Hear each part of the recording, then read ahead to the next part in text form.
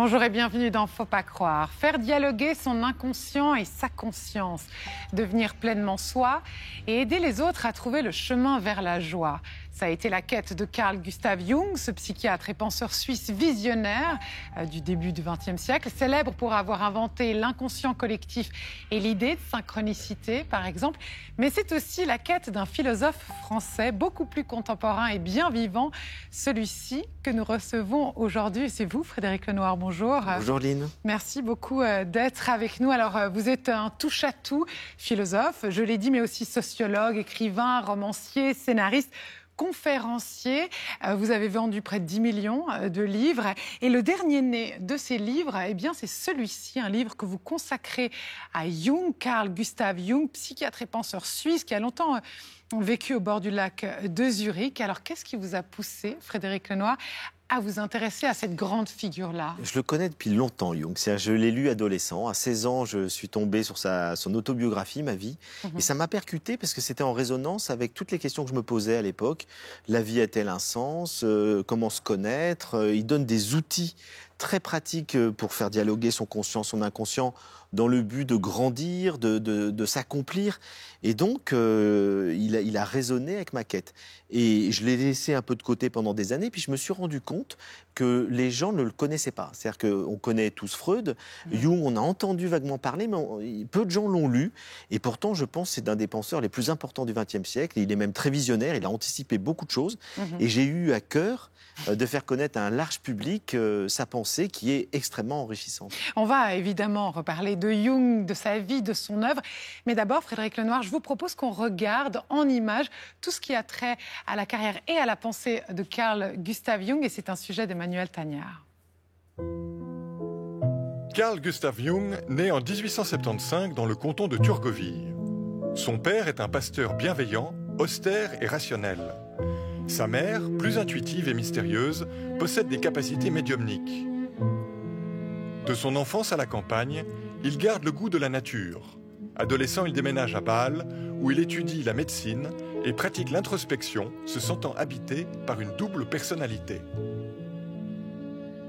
On peut dire que Jung était un génie et il a senti en lui le génie, dans le sens romain du mot, le genius, une seconde personnalité qui est la source de l'intelligence, des réalisations profondes. Il épouse en 1903 Emma Rauschenbach, riche héritière avec laquelle il aura 5 enfants. La famille s'installe à Küsnacht, où il exercera sa profession de psychanalyste. C'est là qu'il reçoit 6 patients, affluents du monde entier. Good morning. Le cinéma s'est emparé du personnage I'm not mad, you know. pour raconter ses relations amoureuses avec certaines patientes. Médecin à l'hôpital psychiatrique de Zurich, Jung étudie l'origine des schizophrénies. Il publie des hypothèses qu'il envoie à Sigmund Freud.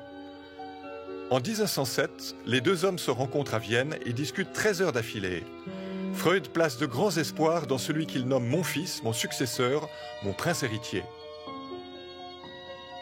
Ils voyagent ensemble en Amérique, mais Jung ressent des divergences avec les théories freudiennes qu'il trouve trop sexuées et trop réductrices, avec le dogme des pulsions biologiques. Freud y voit une trahison.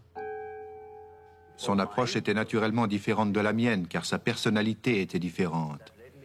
Ceci m'a conduit à mes recherches sur les types psychologiques. Il y a des attitudes bien définies.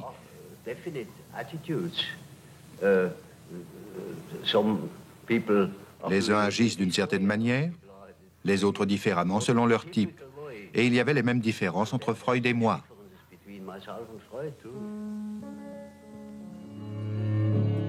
Le séisme de la rupture avec le maître, en 1913, impose à Jung la rédaction du Livre rouge.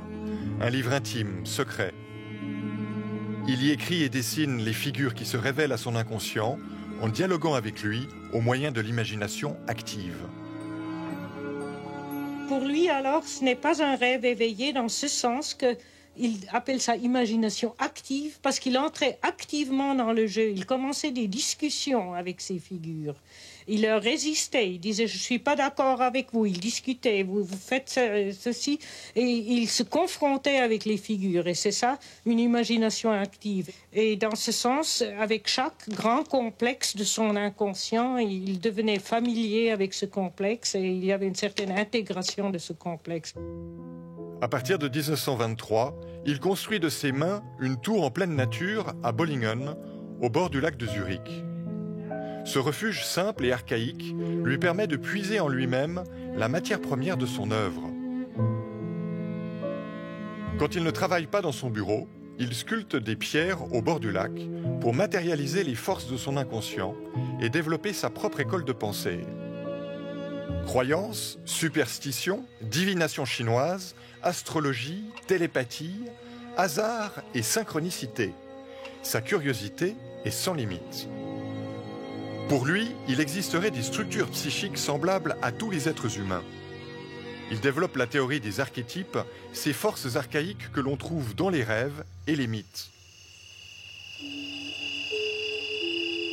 Il voyage en Afrique du Nord, au Kenya et au Ouganda, en Inde et en Arizona, pour esquisser les contours d'un inconscient collectif commun à toute l'humanité. Les textes alchimiques du Moyen-Âge le fascinent. Jung y trouve le cheminement intérieur du processus d'individuation. Un long processus qui permet à l'être humain d'intégrer les éléments contradictoires et conflictuels formant sa totalité psychique, consciente et inconsciente. Bien sûr, nous allons tous mourir. C'est la triste conclusion de chaque chose. Mais néanmoins, il y a quelque chose en nous qui, apparemment, ne le croit pas. C'est un fait psychologique. Ça ne prouve rien. C'est simplement comme ça. Explorateur infatigable de l'âme humaine et du sens de la vie, Carl Gustav Jung meurt en 1961, laissant un héritage intellectuel qui influence encore des générations d'artistes et de scientifiques.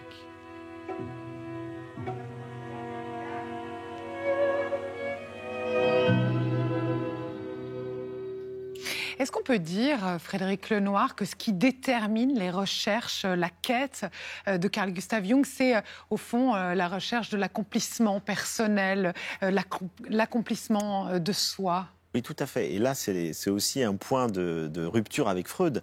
C'est que Freud était convaincu que la psychanalyse avait pour but uniquement de guérir les blessures du passé, les névroses ou les psychoses, alors que Jung est convaincu que le travail sur soi, le dialogue du conscient et de l'inconscient est là pour nous faire grandir. Et pas uniquement pour réparer, mais aussi pour nous permettre de nous découvrir et de devenir l'individu singulier que nous sommes. Parce que nous sommes constitués d'un tas de choses qui ne nous appartiennent pas, par l'éducation que nous avons reçue, la culture, les croyances que nous avons reçues, etc. Et puis notre inconscient personnel nous conditionne. Il nous dit qu'il faut arriver à démêler tous ces fils pour découvrir qui nous sommes vraiment, ce pourquoi nous sommes faits et pour nous accomplir. Et en ce sens-là, on peut dire que Jung est le père du développement personnel. C'est-à-dire cette idée qui aujourd'hui est très répandue dans le monde entier, qui a commencé dans les années 60 aux États-Unis, qui aujourd'hui touche le monde entier, que nous pouvons faire un travail sur nous-mêmes, de connaissance de soi, pour s'accomplir et être plus heureux. Et au fond, c'est ce que Jung, il y a plus d'un siècle, prônait déjà. Est-ce que l'originalité aussi de la pensée de Jung, c'est pas le fait qu'elle englobe tout, qu'elle soit assez, au fond, générale et circulaire? Oui, alors il a une pensée circulaire, il a une pensée en arborescence. Ça veut dire quoi? C'est-à-dire qu'il part d'un lien pour aller à un autre. Il n'a pas une pensée logique. Par exemple, Freud, vous lisez un livre de Freud, c'est extrêmement argumenté, logique, première partie, deuxième partie, tout s'enchaîne très très bien. C'est pour ça que Freud est facile à lire. Vous lisez Jung, c'est presque incompréhensible, parce qu'il va parler d'un sujet qui va l'amener à parler d'un rêve, il va parler d'un rêve d'un de ses patients qui va l'amener à parler des archétypes. De là, il va nous parler de l'inconscient collectif, puis il va revenir à son sujet. Donc, chaque chose entraîne une autre, entraîne une autre, entraîne une autre. Et du coup, vous êtes un peu perdu. Mais en fait, cette désorientation permet de nous déstabiliser et peut-être d'aller plus loin dans la compréhension du réel, parce que le réel, il est complexe. Le réel, il n'est pas linéaire, il rentre pas uniquement dans la logique. Et Jung, il mêle tout. Il mêle l'intuition, la logique rationnelle, la poésie, tout. C'est pour ça qu'il a une pensée globale, en fait, holistique.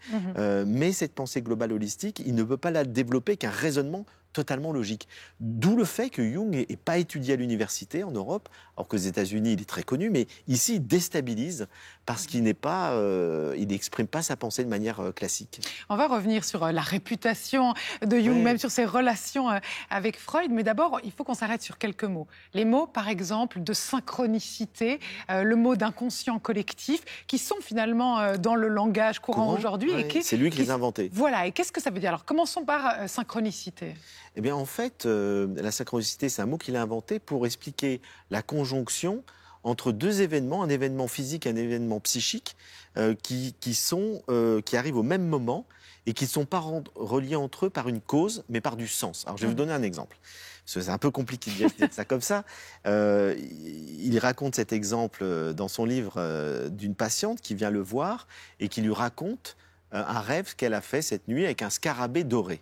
Et au moment où elle dit ça, il y a un scarabée doré qui rentre par la fenêtre de son bureau, qui se pose entre lui et la patiente.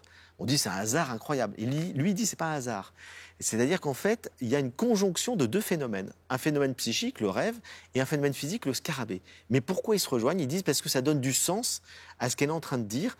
Et c'est mystérieux, c'est-à-dire comment les deux sont reliés. Et donc il va se poser la question, puisqu'il pense que ce n'est pas un hasard, il va se poser la question comment on peut relier comme ça des phénomènes. Vous savez, ça vous arrive souvent de penser à un ami que vous n'avez pas eu depuis 20 ans, puis le téléphone sonne, c'est lui. Pourquoi vous avez pensé à lui? Les rêves prémonitoires.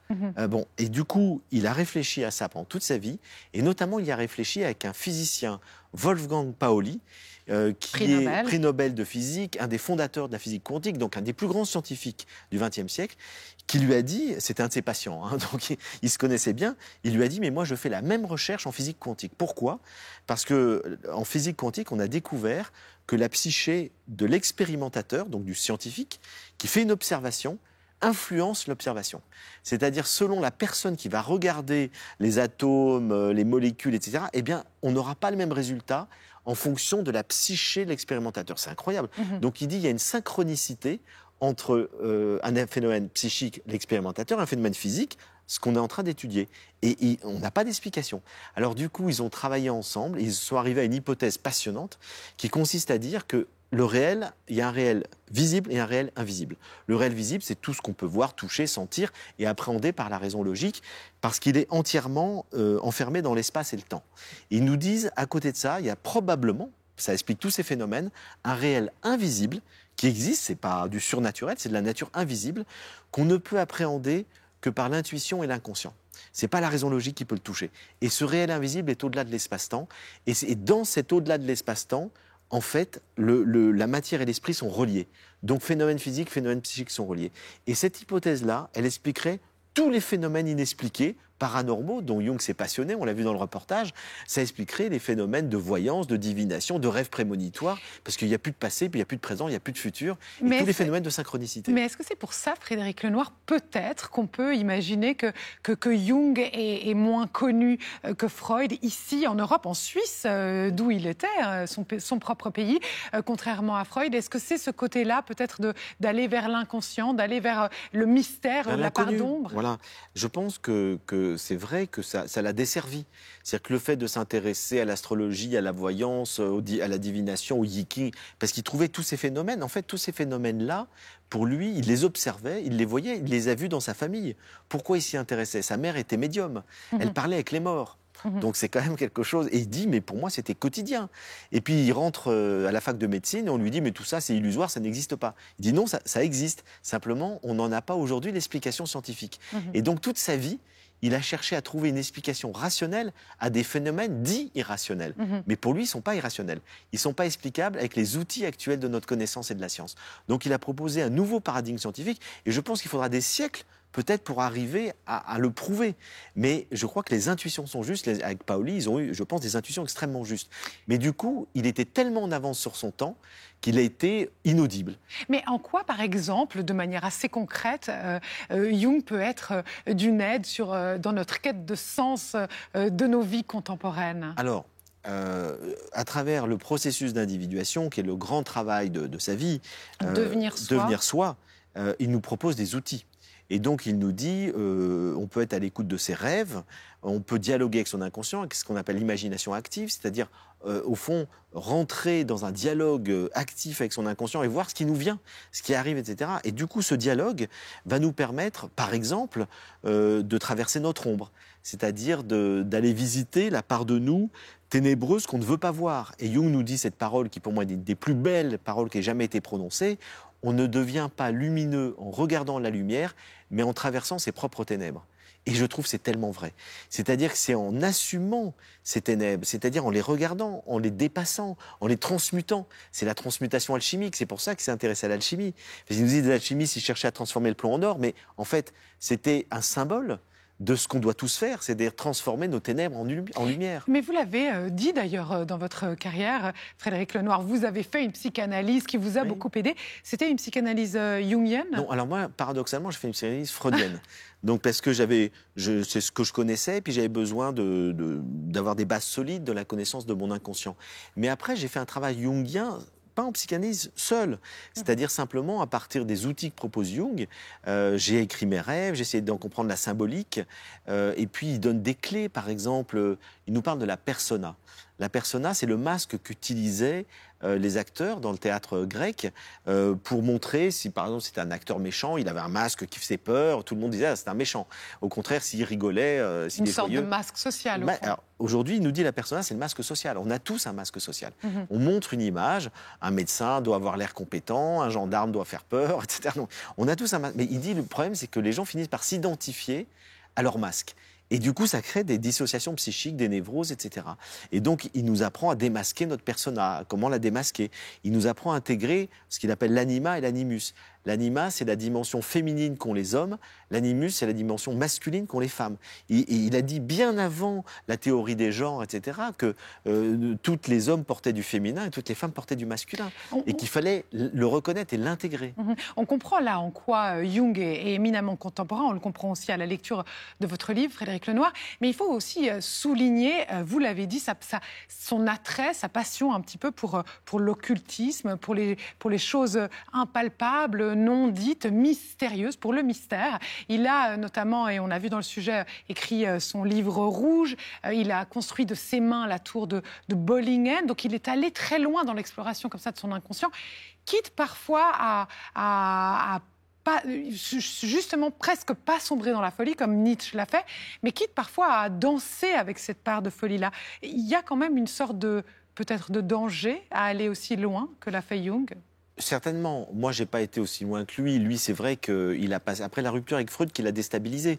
Parce qu'il était quand même très engagé auprès de Freud. Il a beaucoup soutenu la cause freudienne. Et puis finalement, il était en désaccord avec Freud. Et du coup, il s'est senti très isolé après. Parce qu'il est parti dans une introspection personnelle. Et pendant 10 ans, il a été à l'écoute de son inconscient, de ses rêves, de ses visions. Bon, il avait un côté mystique. Il avait une fibre mystique. Et du coup, il faisait des expériences intérieures qui auraient pu le rendre fou. Et il a dit, au fond, si j'ai pas basculé dans une forme de folie, si j'ai pas été mangé par mes visions intérieures, c'est parce que j'avais une femme, 5 enfants, un cabinet de psychiatre qui ne désemplissait pas, et donc il avait une vie sociale, une vie familiale, qui lui ont permis de garder les pieds sur terre. Et en même temps, effectivement, il a fait toutes ces expériences qui ont inspiré des théories, il a fait des découvertes fondamentales. Pourquoi est-ce qu'il a parlé de l'inconscient collectif? C'était le premier à découvrir qu'on n'avait pas qu'un inconscient personnel, mais qu'on avait un inconscient collectif, c'est-à-dire qu'on était reliés, on avait en nous, dans nos rêves, etc., des symboles universels qui appartiennent à toute l'humanité. On avait des souvenirs de gens qui ont vécu avant nous. Et donc, il fait cette découverte parce qu'il l'a fait en lui. Et c'est en observant ce qui se passait en lui, quand il rêvait de symboles qu'il ne connaissait pas, il allait trouver une encyclopédie, il voyait que c'était une religion qu'il ne connaissait même pas, donc il s'est dit, on porte des symboles universels qu'il a appelés les archétypes. Merci d'être revenu sur l'inconscient collectif, c'était un des mots que je voulais qu'on définisse ensemble. Frédéric Lenoir, vous parliez du côté mystique de Jung, de son attrait peut-être pour le sacré, un mot, le lumineux, et pourtant Jung, qui était fils de pasteur, a dit, pour moi, la religion, c'est la mort. Alors non, comment comprendre? Il n'a pas dit la religion, il a dit l'Église, c'est la mort. C'est pas la même chose. C'est-à-dire que Jung, qui a été élevé dans une religion assez stricte, assez austère, il s'ennuyait terriblement à l'église, enfin au temple, et donc à un moment donné, il trouvait que ça n'avait aucun sens, et puis il voyait que son père, qui était pasteur, avait des doutes. et que son père était malheureux parce qu'il étouffait ses doutes. Donc sa pardon, mais il ne voulait pas la reconnaître. Et du coup, c'est pour ça qu'il s'est éloigné de la religion. Et puis en fait, il est revenu à la religion à travers les expériences intérieures qu'il a faites. Et donc il s'est rendu compte que quand il allait à l'intérieur de lui, il rencontrait ce qu'il a appelé le lumineux. C'est une expression qui vient en fait de Rudolf Otto, qui est un philosophe qui l'a précédé. C'est la rencontre avec le sacré, avec quelque chose qui nous dépasse, qui nous bouleverse, qui nous fait peur ou qui nous émerveille. Et c'est quelque chose que beaucoup de gens font. C'est-à-dire des fois, qu'on est dans la nature, on est bouleversé, on se dit mais que le monde est beau, on ressent quelque chose, une émotion. Cette émotion, c'est le lumineux. Et Jung nous dit, le lumineux est inscrit dans la psyché humaine. Et donc, on peut faire une expérience du sacré à l'intérieur de nous, au-delà de toutes les religions. Et les religions sont nées à cause du lumineux. C'est parce que les gens faisaient des expériences du sacré qu'on a inventé ou qu'on a développé des religions, des traditions, avec un langage, des codes, des rituels, etc. Mais c'est pas l'inverse. Alors que Freud pense que c'est l'inverse. Freud nous dit, au fond, des gens ont inventé les religions parce qu'ils ont peur de la mort et qu'après, les religions, c'est devenu un outil de domination politique. Et Jung nous dit non. Les religions viennent d'une expérience intérieure. Et après, effectivement, les églises se sont développées, et ça a pu être des lieux d'aliénation ou de domination, mais ça vient d'une expérience psychique authentique. Les enfants, Jung a eu 5 enfants, vous l'avez dit, ça l'a ancré, il s'est beaucoup intéressé à l'éducation. Vous aussi, Frédéric Lenoir, vous êtes beaucoup intéressé à l'éducation. Une question d'abord sur Jung, avant de parler de vous, Frédéric Lenoir, il a dit « j'aimerais éduquer les éducateurs ». Qu'est-ce que ça veut dire? Ça veut dire que pour lui, on peut être un bon éducateur que si on vit ce qu'on dit. C'est-à-dire que si on est en cohérence avec son message. Mais si vous dites à un enfant ne juge pas et que soi-même on est dans le jugement, il le ressent tout de suite. Vous savez, les enfants perçoivent tout ce qui est non dit, tout ce qui est inconscient. Si vous dites sois bienveillant mais que vous le dites sur un ton cassant, ils disent il y a une incohérence. Et donc il dit il faut que les éducateurs soient en cohérence avec ce qu'ils disent. Donc il faut qu'ils soient conscients d'eux-mêmes. Il faut qu'ils fassent un travail sur eux-mêmes pour être conscients d'eux-mêmes. Et ça, je crois que c'est totalement vrai. Vous avez animé, fondé, créé, inventé le cercle des petits philosophes, des ateliers de philosophie pour les enfants. La réalisatrice Cécile Dangean, vous avez suivi dans un documentaire qui est sorti en 2019. Je vous propose, Frédéric Lenoir, qu'on regarde un extrait de ce documentaire et qu'on revienne juste après.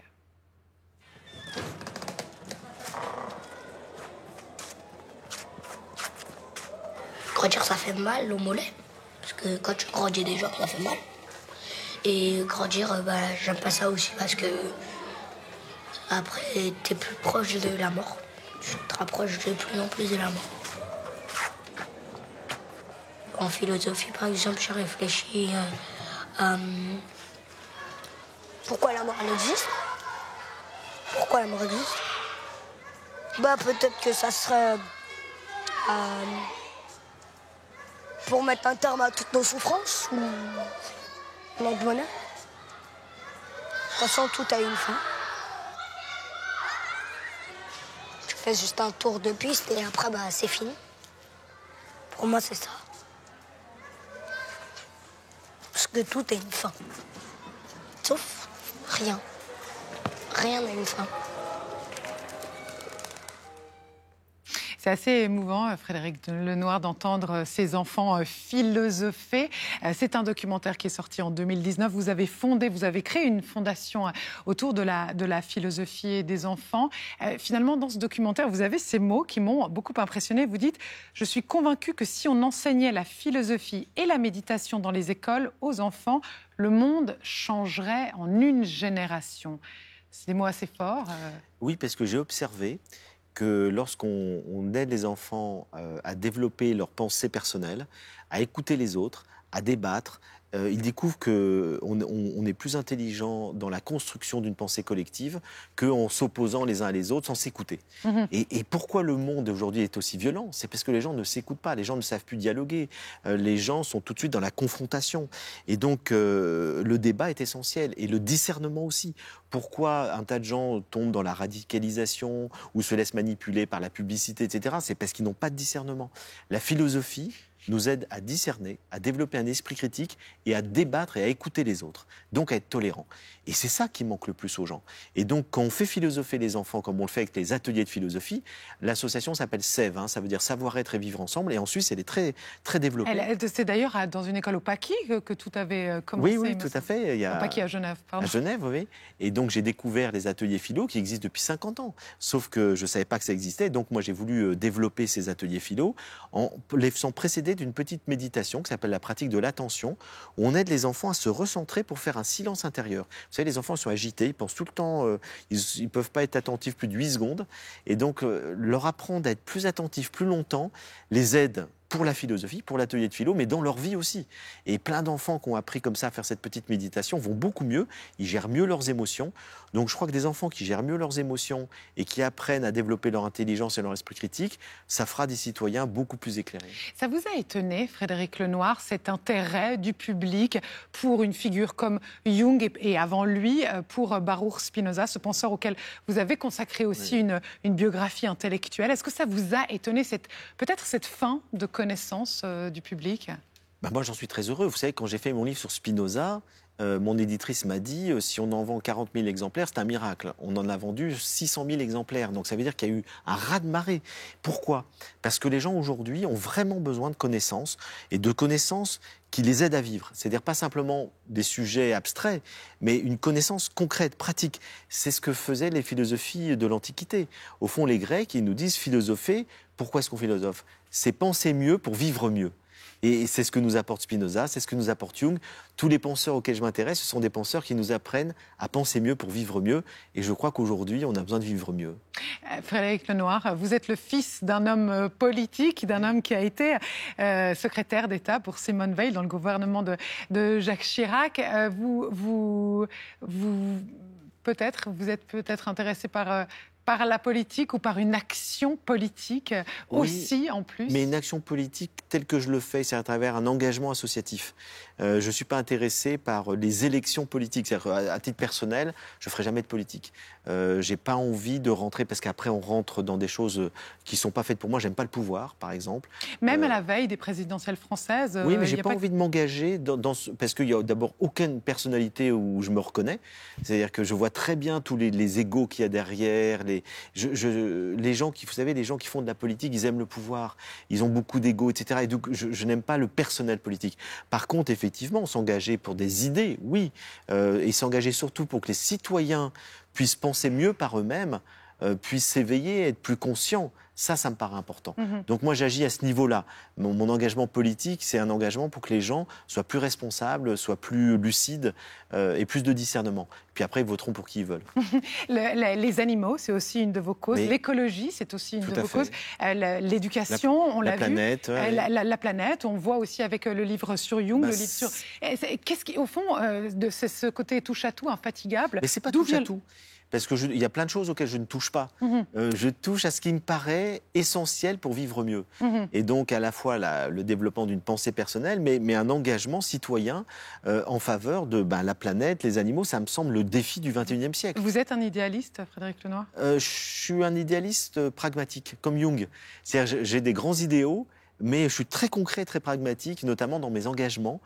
J'ai besoin que les choses produisent des résultats tangibles qui peuvent permettre d'améliorer le monde à un tout petit niveau. Merci Frédéric Lenoir, merci beaucoup d'être venu. Quant à vous, si vous voulez réagir à cette émission, vous pouvez le faire sur nos réseaux sociaux ou à l'adresse fautpascroire@rts.ch.